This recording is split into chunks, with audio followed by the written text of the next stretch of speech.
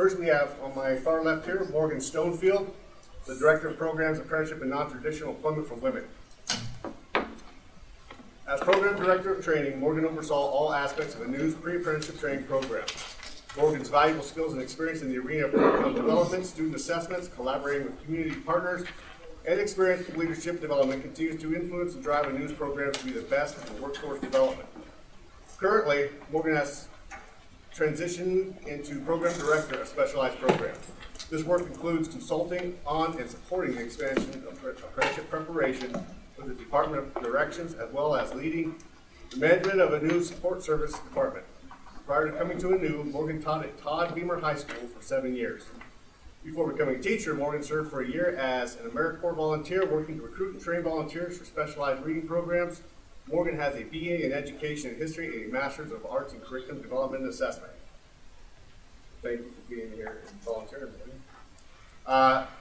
Next to me here is Kenna May. Kenna May currently serves as the Manager of Apprenticeship for Spokane Community College. She has been with SEC, that's short for Spokane Community College, for 25 years, with over 21 years dedicated to apprenticeship. Kenna deeply values community collaboration and has been instrumental in fostering a mutually beneficial relationship between SEC and apprenticeship programs in Eastern Washington. In 2015, at the request of Eastern Washington Apprenticeship Coordinators Committee, the EWAC, she along with the EWAC members, established a skilled trades preparation course through the Adult Basic Education Department at SEC and the EWAC. This highly successful pre-apprenticeship program continues to prepare qualified female and minority applicants to enter and remain in construction apprenticeships. In addition, Kenna has been actively involved in the well-known Pizza Pop and Power Tools as an event that has positively introduced over 3,500 8th grade girls to the exciting opportunities available to them in construction. Thank you for being here and volunteering, Kenna. First to my right is Erin O'Neill. Erin is Executive Director of Career College and Life Readiness at Peninsula School District. She began in the district in summer of 2016. Coming from Iowa, Erin has been an educator for the past 20 years. She has been a teacher, a supervisor, a principal, and administrator for career and technical education and counseling programs. Her passion and work lay with innovative ways to build and clarify student aspirations so they not only have direction, but they plan to do what's best and next for them. Erin understands the critical power of partnerships and career-connected learning. Her priority since arriving in the area has been to build relationships and the important partnerships needed to foster higher-level learning and experience for students. Ms. O'Neill is mom to 6 children. She has earned a bachelor's, master's, and specialist degree from Drake University, Des Moines, Iowa, where she has also begun pursuing her doctorate. And thank you, Erin. And lastly, but certainly not least, is Greg Christensen of the Pacific Northwest Ironworkers. And also, he doesn't have that on here, it may be on here, he is the leader of the State Coordinators Council now. Greg Christensen has been an ironworker for the past 37 years. In 2006, he was asked to be a full-time instructor with the apprenticeship. In 2011, he accepted the position of apprenticeship coordinator for Ironworkers Local 86 and oversees instruction and training for over 2,280 members, apprentices, and journeymen. In 2015, he was promoted to administrative coordinator for the Pacific Northwest Ironworkers District Council. He is involved in outreach to prisons, schools, and the military and the community to promote apprenticeship in the trades. He serves on the Seattle Priority Hire Advisory Committee, supporting priority hire for the underserved populations of Seattle. He serves as chair of Washington Coordinators Association and is a member of the Ironworkers International Advisory Committee on Recruitment and Retention.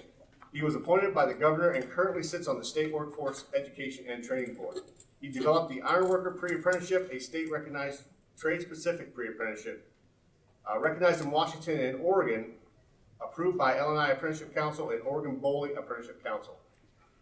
So thank you, Greg. And those are our members. So what we will do now is we'll start on my left by asking a couple questions, and we'll get it all started. And please, again, mark down any questions you would like to ask, because we do want to get to them. We don't want to leave anybody out at all possible.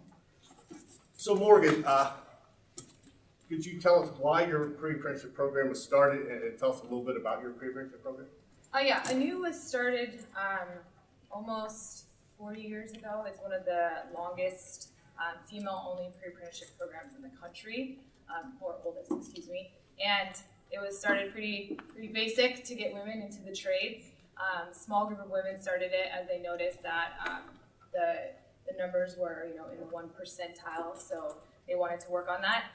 I also included a handout as well, and if you look at that, why we do this really is 40% of households these days are supported by women with single family incomes, and the typical female job is not what we would say family livable wage, especially here in King County. And so we really work to ensure that women are given these opportunities from young to women that are having to start their careers again as they notice that they're not being able to support their families. Nice. Can you tell us about some of the barriers to becoming recognized, and what are the challenges to running a successful program from your arena there? Barriers to being recognized? Yeah, some of your barriers and some of your challenges. As a pre-apprenticeship program? Mm-hmm. So for us, ANEW, it wasn't that difficult just because of our history. But as I work with Department of Corrections, as they are trying to start a pre-apprenticeship program within the male facilities and get recognized by the state, the barriers and the challenges are the partnerships with the apprenticeship program. So making sure that you have solid connections and pathways to apprenticeship jobs and placement into apprenticeship programs is number one. So if a pre-apprenticeship can't show these strong connections and build those strong connections, then they're not going to be able to get their recognition.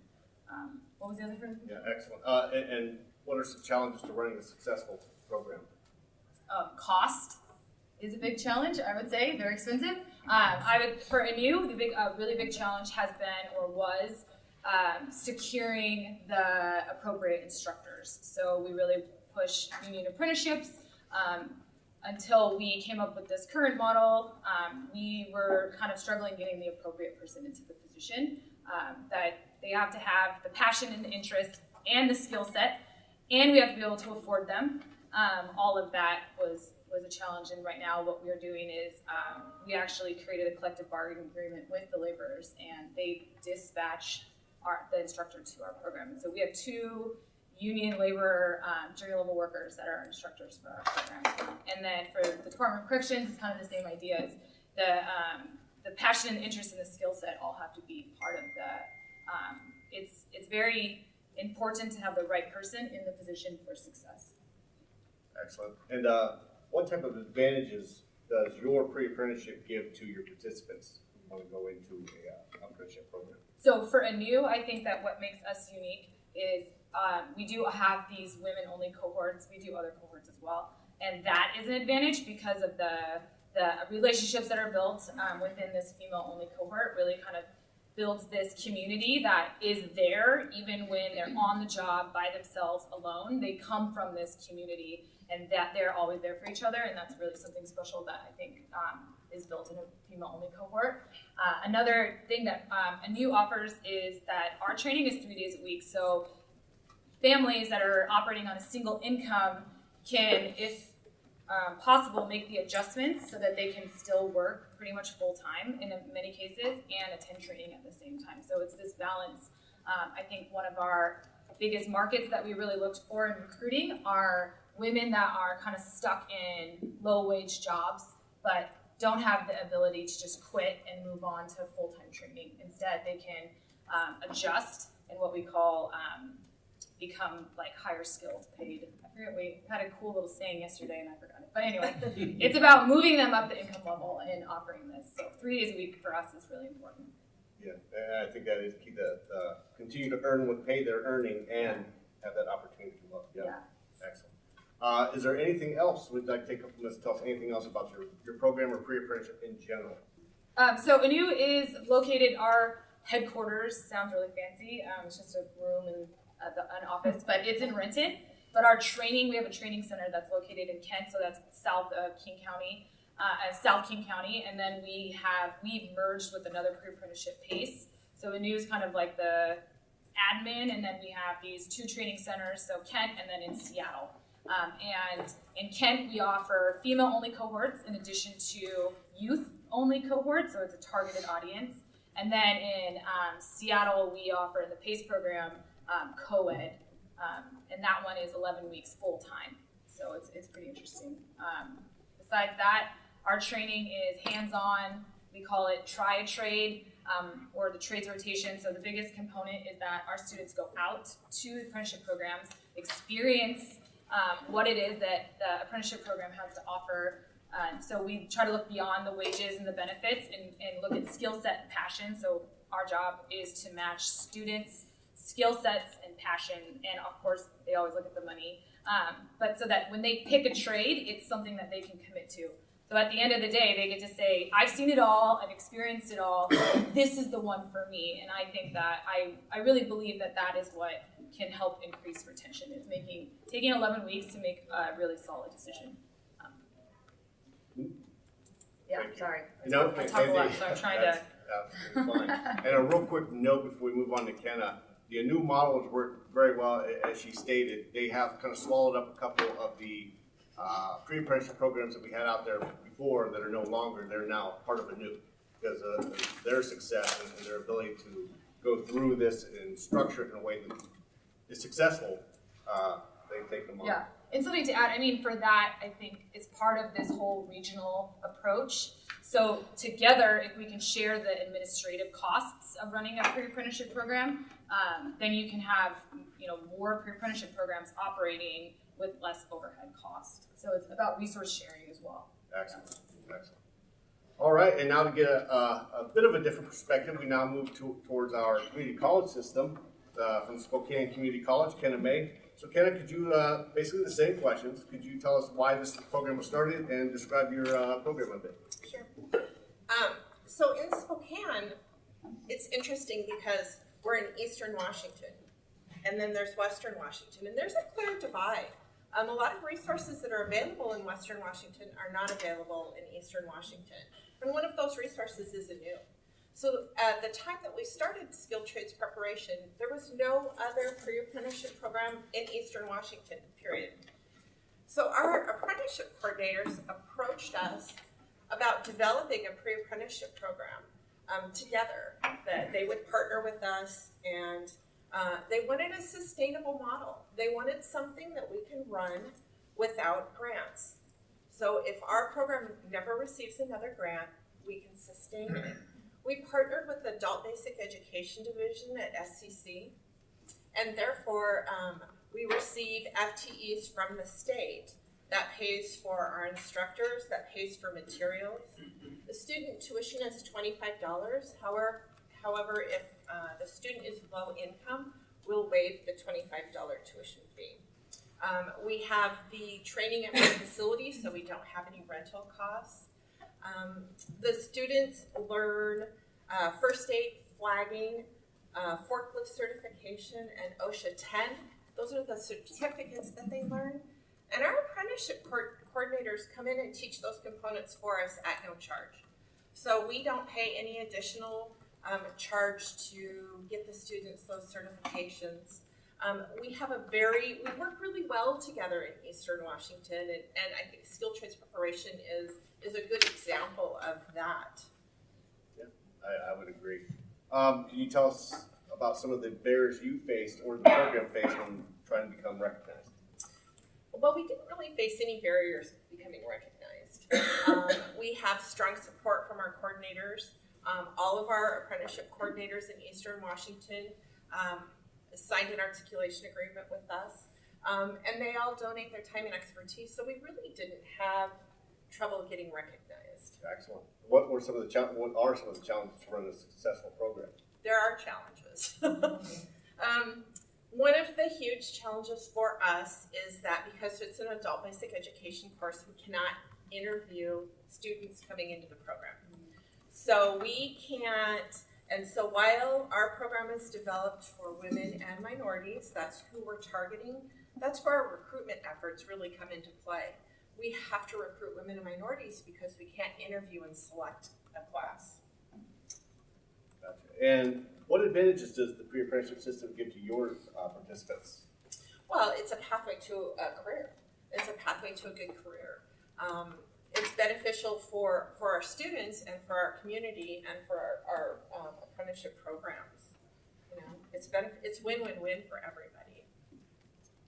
And would you like to take the next couple of minutes to tell us anything else about your program in general or pre-apprenticeship? Our program is 1 quarter in length. The students come to school Monday through Thursday from 7:30 to 1:30. We're looking at getting a nighttime cohort going as well, just to free up the opportunities for students to work. The students learn, applied math, financial literacy. We have a shop.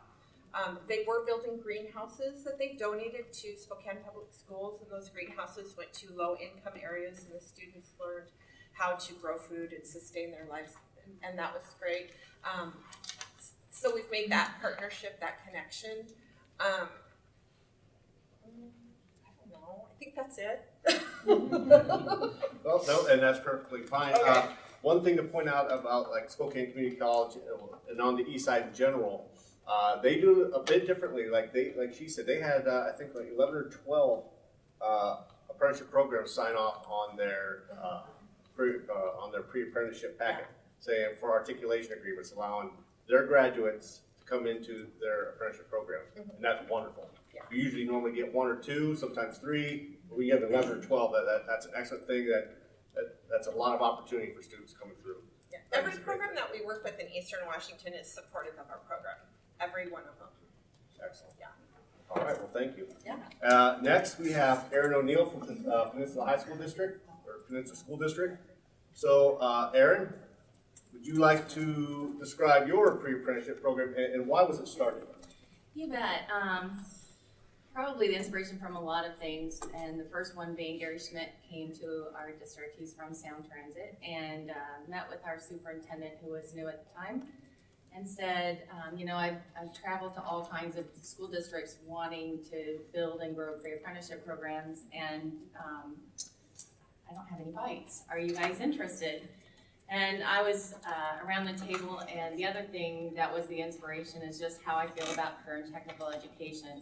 There are so many things that influence my thinking, and a lot we heard this morning. We are $1.6 trillion in student debt, and 2/3 of that is owned by women. And your eyes should be really big. It's just a critical crisis right now. Again, figures we heard this morning, 70% of the kids enter college, and only about 40% of them earn a 4-year degree over 6 years of time. The average age of an apprentice is anywhere between 28 and 32, depending on what research that you look at. That's 10 to 14 years of a lost sustainable wage. So how I think about career in tech and how I think about education is how do we, from the wee little ones of pre-kindergartners to kindergartners, how do we help them build and clarify their aspirations, and then how do we give them a very clear plan on how to achieve those aspirations. I've also worked at a career and tech facility in Iowa where I saw a pre-apprenticeship be very, very successful. So I was really excited in our district to just get the wheels going, and we did that by building relationships with people in the apprenticeship community, educators. I'm from a school district that has a very strong college-going culture, so that took a lot of conversations about making sure this opportunity is available for students. And one of the barriers where we were on a 6th period day, and one of the barriers that took a lot of discussion was even making sure that it was 2 periods a day. Just that change was kind of hard in our district, but we were able to do it. We're on a 2nd cohort this year. I've never been an apprentice or in the skilled trades, and so the best thing I can do is connect to people in the skilled trades. So we went out and toured a lot of programs. I had my instructor visit with several people who work in the trades.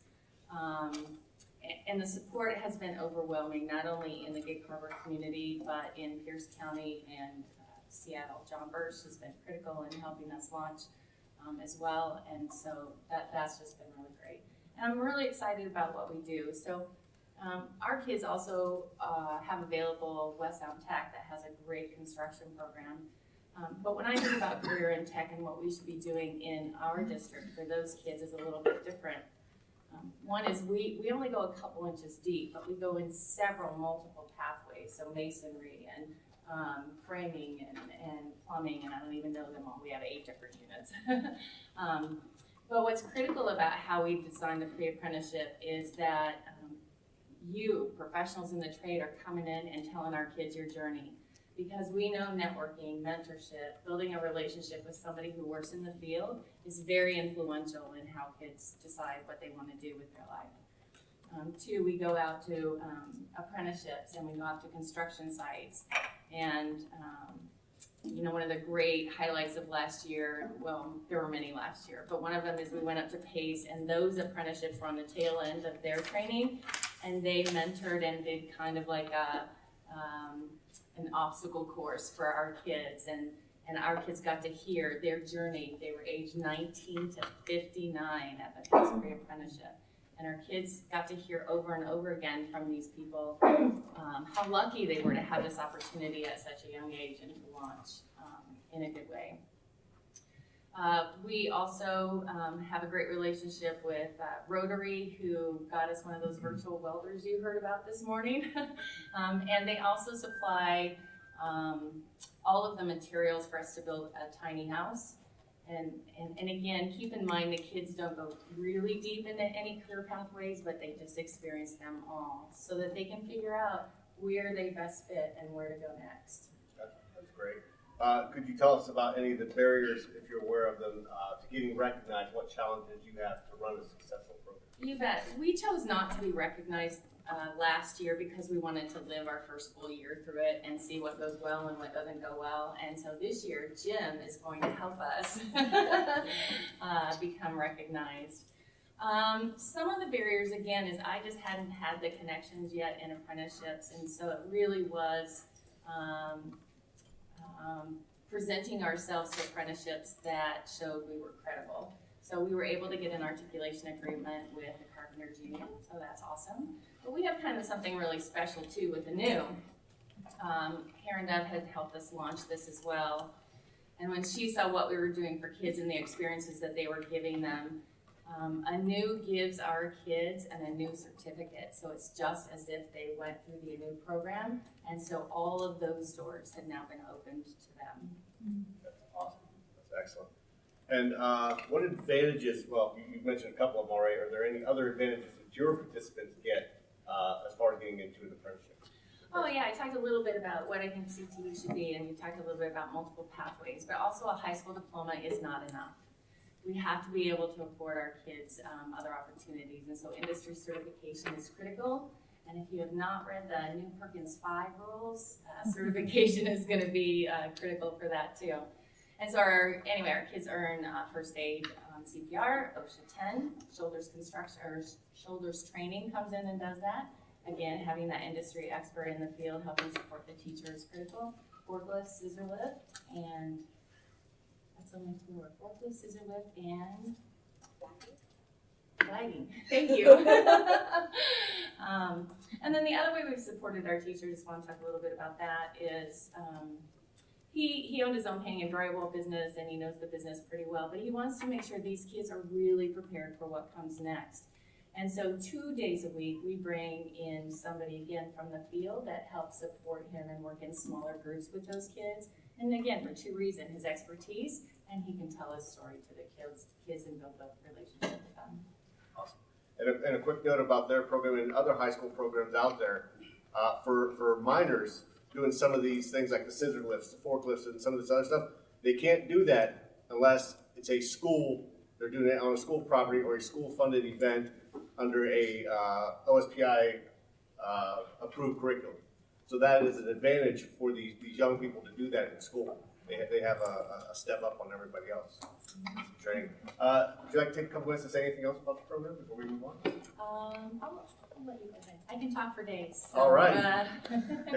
So next up we have Greg Christensen, who, as you know, as you heard, he's been in this business for quite some time, over 30 plus years, in the apprenticeship and the pre-apprenticeship business. So Greg, would you like to tell us how your pre-apprenticeship, which is unique, on its own, how that got started, and tell us a little bit about it. Sure. Okay, mine's because I work for an apprenticeship. It's the Iron Workers Apprenticeship, part of the Iron Workers Union. The way ours got started was as the apprenticeship coordinator. We're always recruiting new apprentices and stuff, and we just had a really hard time attracting them. We get a lot of applicants, and we reach out to all the pre-apprenticeships. We've always been very supportive of the different pre-apprenticeships, but at the time, it was really in a boom like it is today, and it was hard getting quality people, even if they went through the pre-apprenticeship program. We'd get them in, and we'd run them through a week-long orientation, which is basically safety orientation. They get to do some hands-on in our shop, and but they wouldn't last. They would get out there and they're like, "Hey man, this is tough. This is hard. I think roofing's hard. Being an ironworker, like they were talking about, it's hard work." So we weren't getting the retention. We weren't getting the results. So I started kicking around the idea of, hey, let's do a pre-apprenticeship program, trade specific for people that want to be in ironwork. And so I put one together.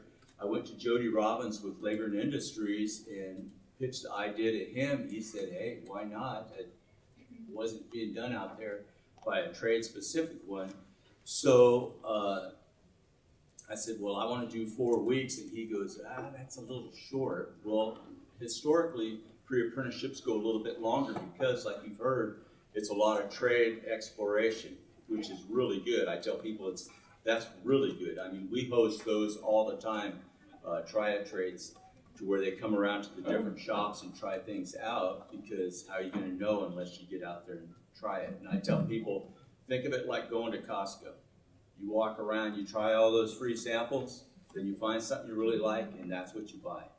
Same thing. It gives these people an opportunity to come in, try out different trades, whether it be the electricians, the carpenters, the ironworkers, the laborers, whatever. Then they find something that, hey, this is something that I feel good about. And but that's pretty much how ours started. The hardest sell on ours was probably selling it to the ironworkers union, actually, because they were like, well, we already have our own selection procedure. Why do we need this? And I told them, hey, we can't afford the way an apprenticeship model set up, a state registered apprenticeship model. Not all of them, but most of them, it's a trust. The monies are set up into a trust because you earn while you learn. It doesn't cost you any money to go through an apprenticeship for the most part, and it's set up in a trust, so all the members put in so much an hour, like so many cents per hour, and that funds the apprenticeship trust.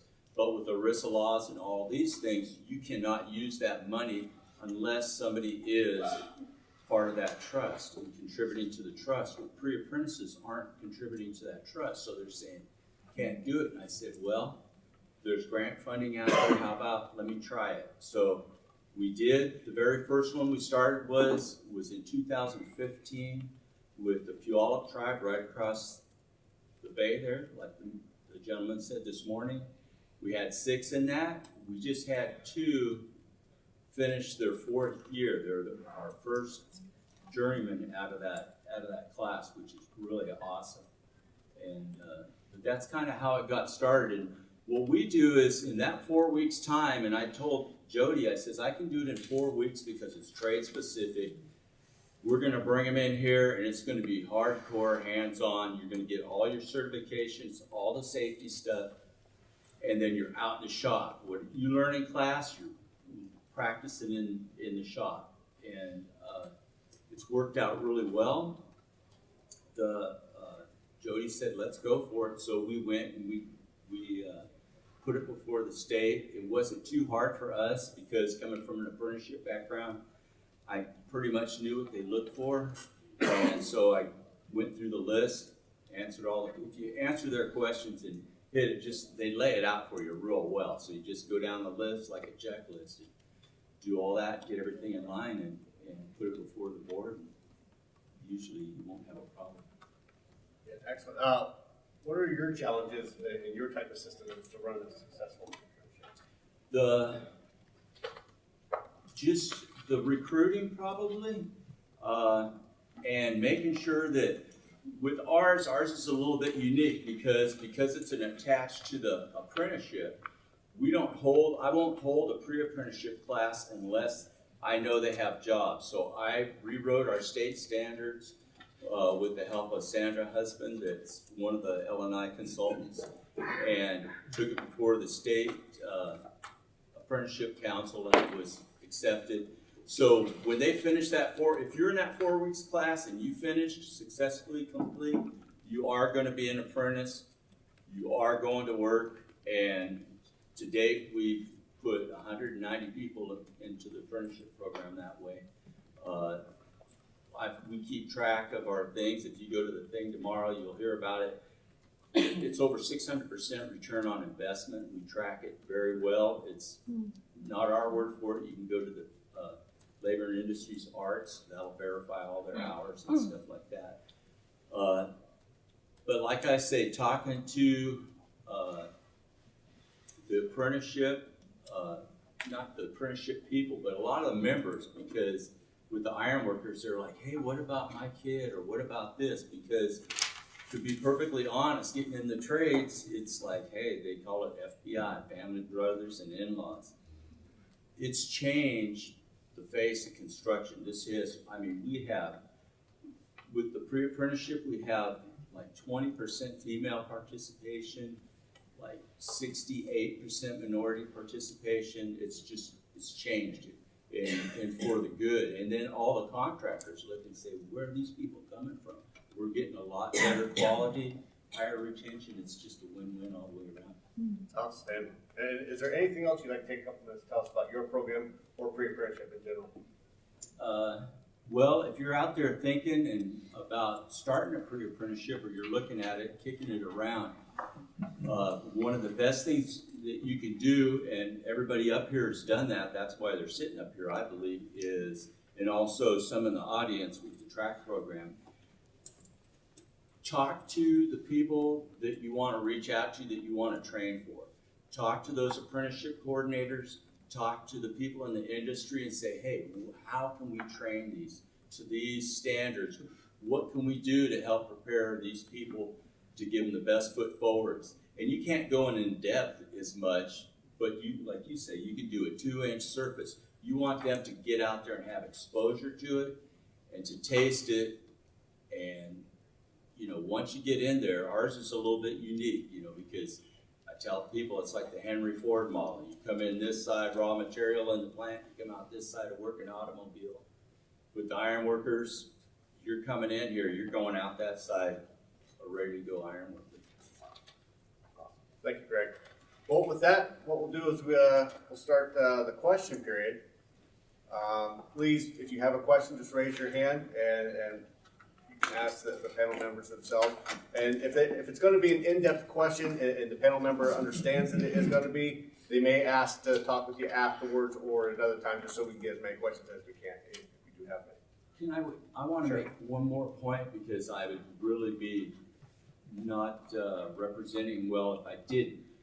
Even though we have a trade-specific pre-apprenticeship program, we partner with all the pre-apprenticeships, because our success is their success, and it's really important. There's a lot of value to that.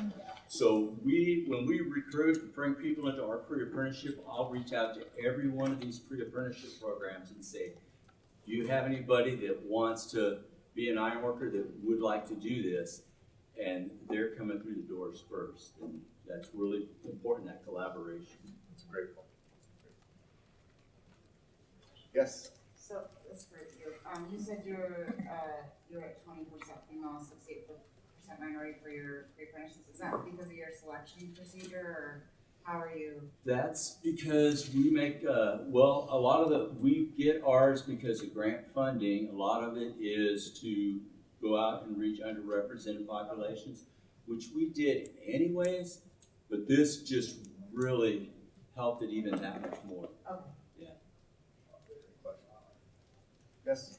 I work at Portland Youth Builders and have for about 8 years now. And right now we're experiencing like the lowest enrollment we've had in the 25 years we've been around.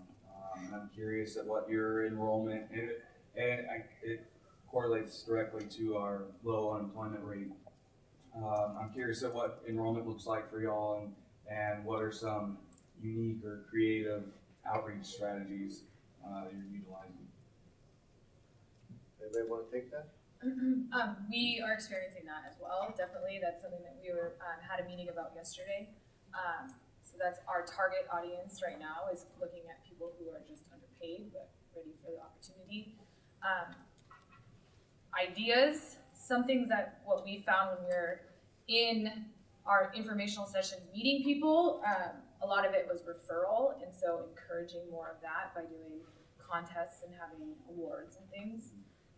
A lot of people that I meet, they heard about ANEW from somebody told them about it. They thought, hey, you'd be good in this field.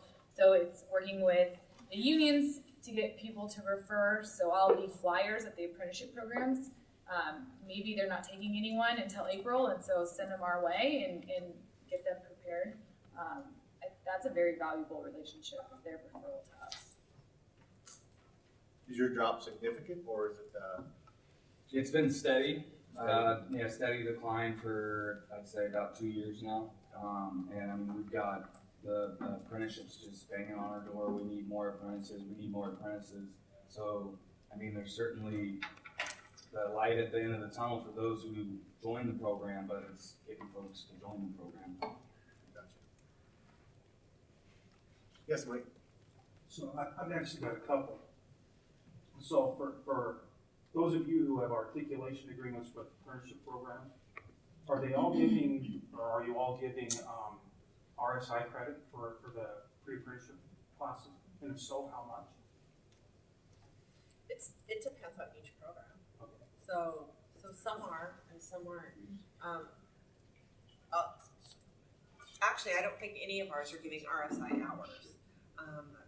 A lot of them will give preferential treatments on waiting lists. It'll bypass testing. They'll move to the front of the wait list. They'll skip the application process and go right to final interviews. That's where we're having the advantage. I don't know of any giving RSI hours. Do yours? No. I know one. Oh, Yeah. one is? I was gonna say I do know there are a couple out there that do. Oh, okay. I didn't know that. For instance, like an OSHA certificate, if you get your OSHA credential, there are some programs that will allow you, if they have that in their RSI, you won't have to do that. You'll get credit for that. And there are some that won't also, depends on the program. So kind of with another follow-up question. So you talk about all the good things. Okay, all mentioned, and it's great. You guys all do a great job. I'm a firm believer in pre-apprenticeship. Is there any downside? And I guess maybe Jim, maybe this is a question for you. Having a state-recognized pre-apprenticeship program, does that open you up to compliance reviews? What does it do to state reporting to the council and the section? For a pre-apprenticeship, there is no compliance. However, you do have to come back each 3 years to get continued recognition. And basically what we ask for is numbers. Okay, so how many how many total have you put through?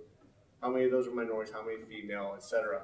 And how many went into an apprenticeship program? That's the key metric we want to see, because that's what it's all about, right? Is getting these individuals into an apprenticeship program.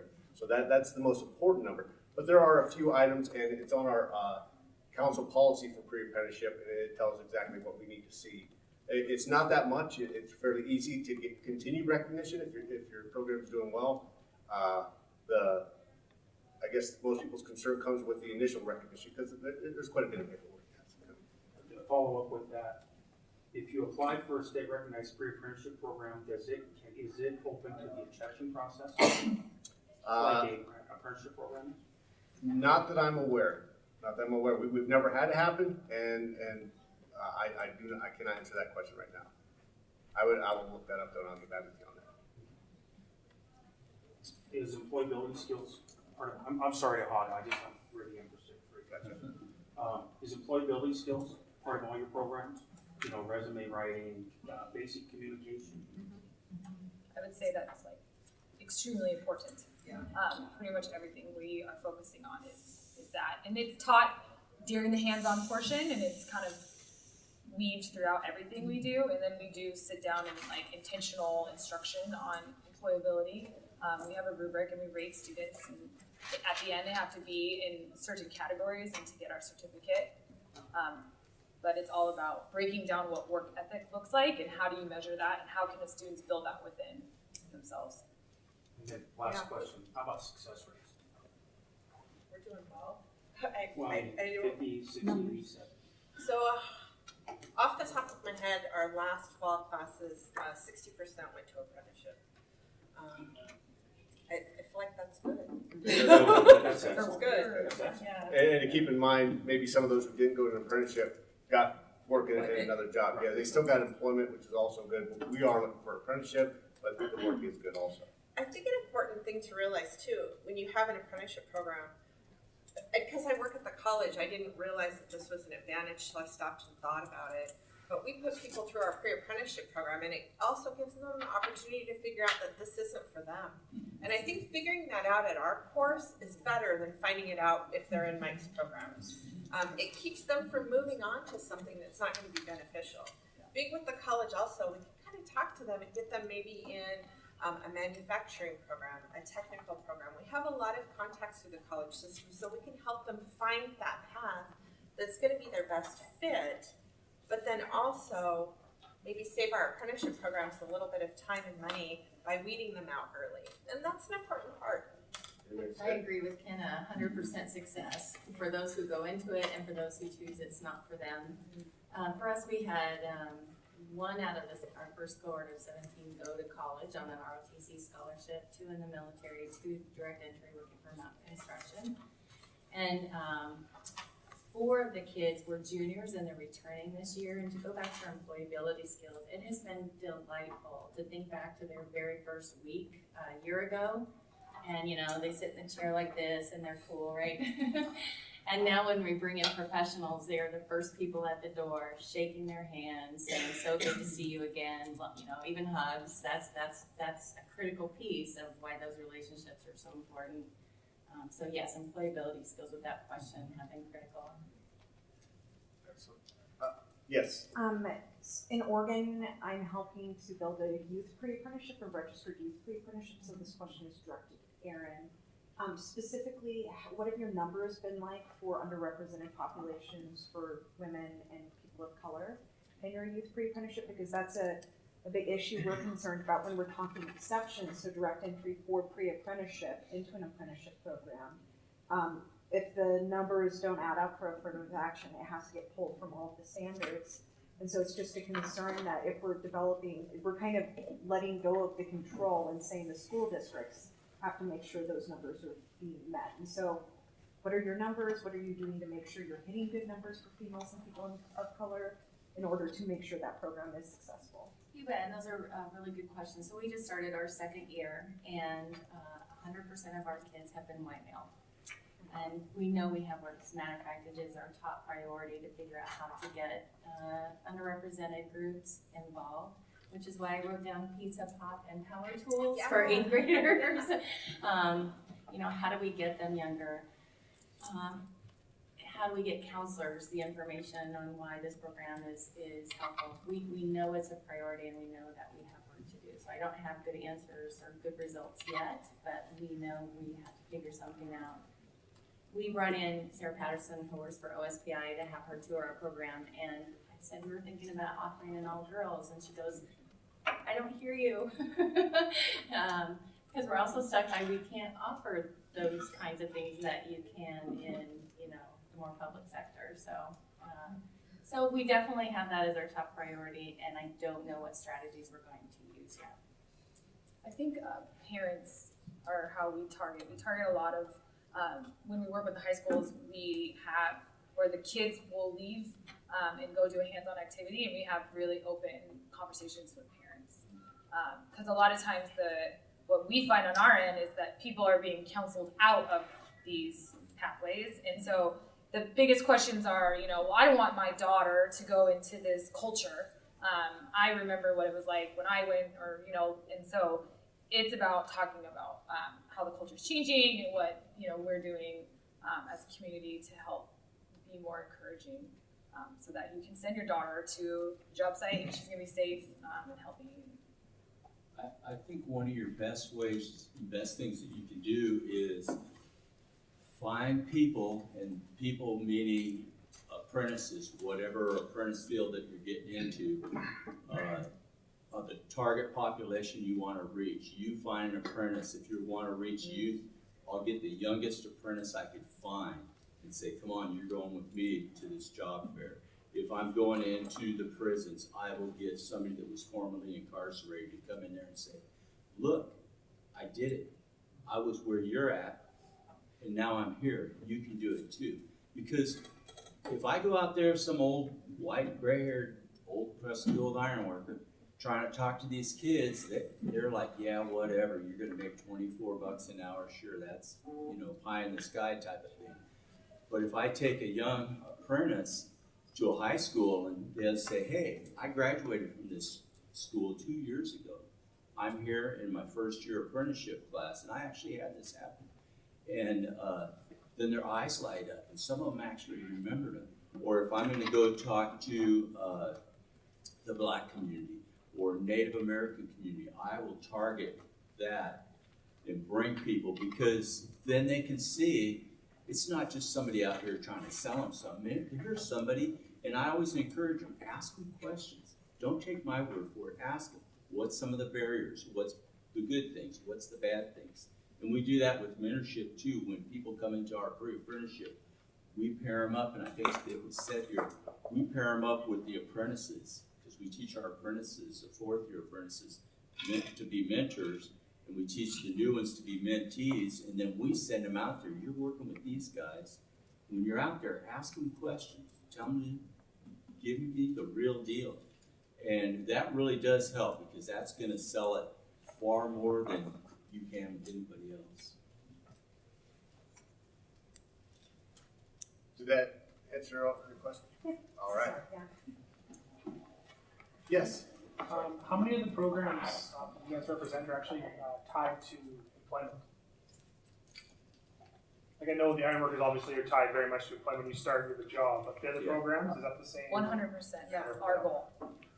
Sorry, up in Canada, there's pre-apprenticeship programs. Most of them actually don't tie to employment. I got you. So there's Yeah, all lots of ours are required to. That's the articulation agreement that you hear mentioned often. If they don't have that, we won't recognize them. We won't push them forward to count. Perfect. Sorry, I was missing that piece. No, that's all right. How can you be pre-apprenticeship without? And they do in Canada, about 10% of them go to work. It works terribly. Yeah. Interesting. It's the most, never heard anything Question right negative here, about Canada. Yes. Mine's going to be a two-part too. All of you mentioned different ways that you fund your programs. The one that really interests me is, Erin, how you get the funding within a school district to pay for a pre-apprenticeship program, but the other programs as well. I know pre-apprenticeship can be pretty expensive. Also, number two, especially for Erin, where are you finding career technical educators? Because they're not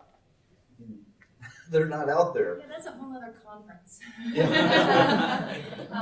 You're right, and it was mentioned this morning, how can you take somebody from industry, which is what you ideally want, who's making $150,000 a year and promise them $54,000 a year and medical, so it is hard. Our particular instructor, he happened to have a teaching degree, and he also happened to come from industry, and he was originally hired to teach history, and went after his STEM certification, so we really lucked out there. With regard to funding, so career and tech, state funding, it helps it for the most part. However, he had intro to manufacturing. That was a semester-long course, so he had the basics. He had a beautiful shop, which is one of the reasons we located at Peninsula High School.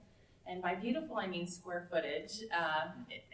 Lots of things are antiquated that we'd like to get upgraded again sometime. But really, last year, our two biggest costs were, we did want to buy shiny new equipment, because if you build it, they'll come, right?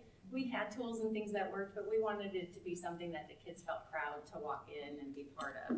So we did spend money on that. And then also this second instructor that comes in a couple of days a week. Again, a huge investment, not only to help support the kids, but it was also to help support the instructor, give somebody who's been doing this for a long time feedback and ideas on how to best reach the kids. Is the funding coming from outside of the district? No. Or is it FTE within the district? Within the district, right.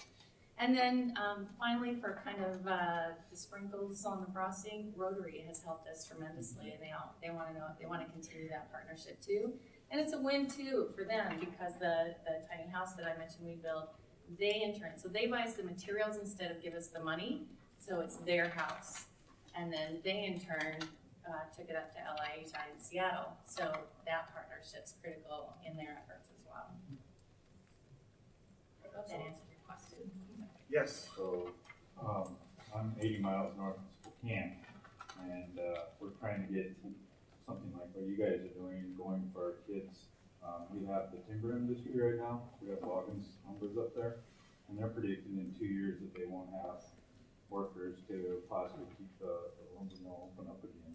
So we're trying to work, I'm here to gain some knowledge of how do I go to loggins and say, can we start working with LNI to do a pre-apprenticeship program for automation, or because it seems like the mills are really going automated right now.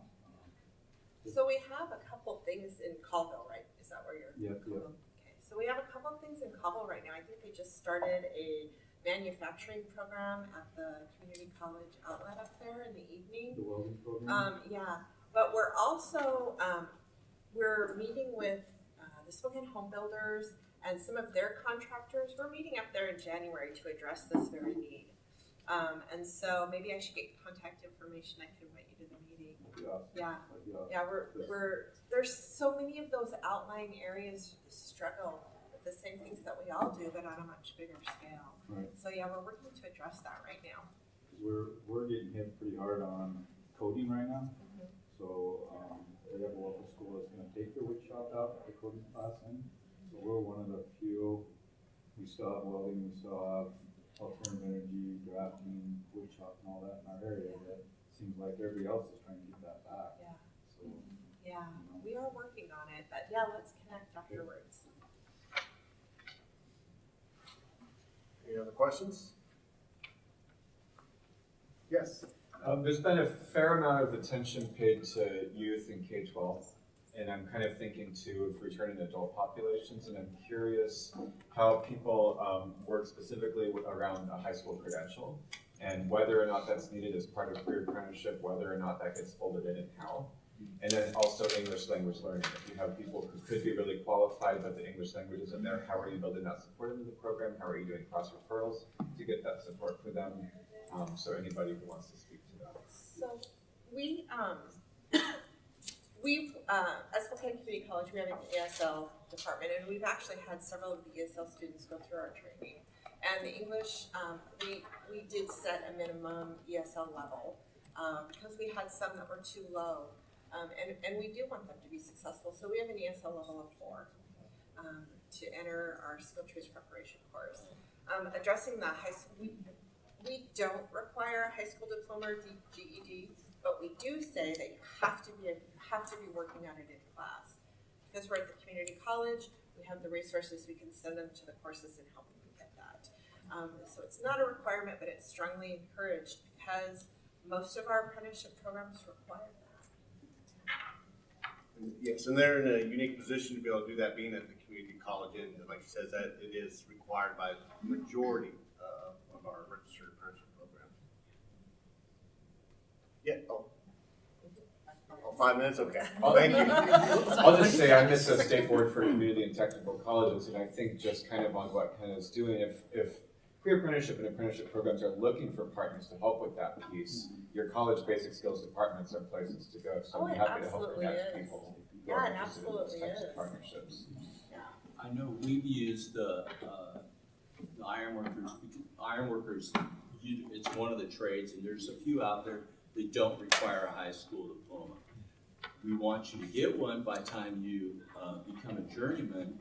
And then we've had, because we've reached out and we've worked with immigrants and refugees and stuff, and some of them have real problems with their English. So we work a lot with community partners out there, and they're out there if you look. And you compare them up. One of our guys that just, in the first class, that just became a journeyman, he came and approached me and he says, hey, I can't read and write. And he goes, can I get a book? And I go, ahead of time? like 6 months ahead of time before he came to school. And I said, heck yeah, I'll give you a book, and his kids were gonna help him read.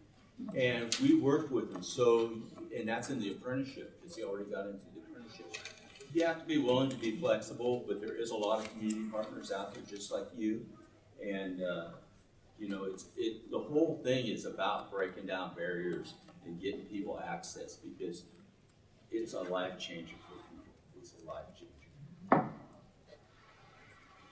Yes. Mine specifically for you, Erin, and it is maybe at the highest level. What's the thing that we can all do, whether that's pushing policy or working with the school superintendent of the state or even those districts to begin to make it at least easier for a student inside of high school to get real true pre-apprenticeship training and at the same time get the credits they need to graduate?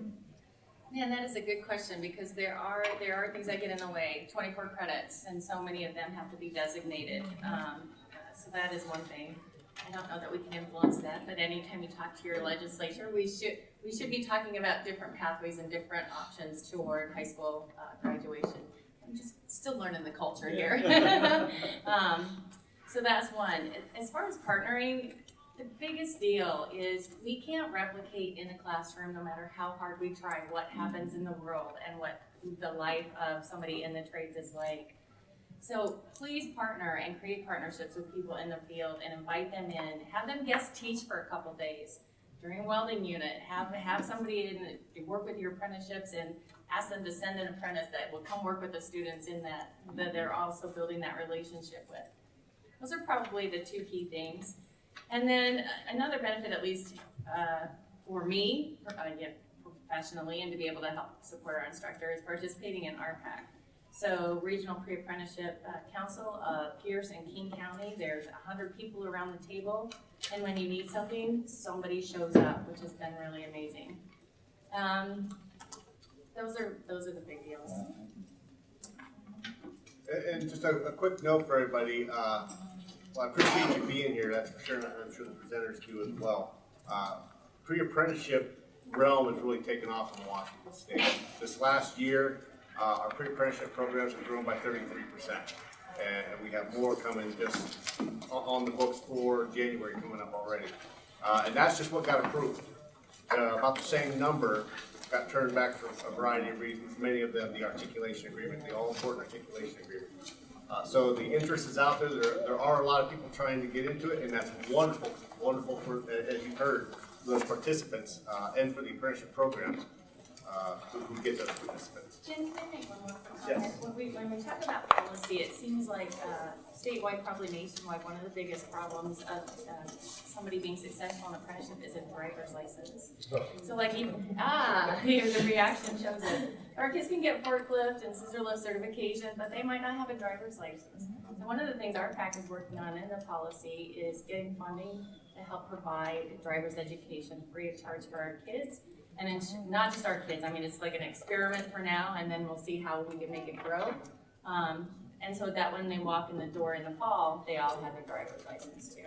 And to add to that, I think the success of everybody's program also depend on access to support services. That's huge. Our students don't do this without a ton of wraparound help and money that goes into their long-term success. Can't say enough about support services. Excellent. So we are out of time. Thank you for coming, and thank you to the presenters here who did a wonderful job.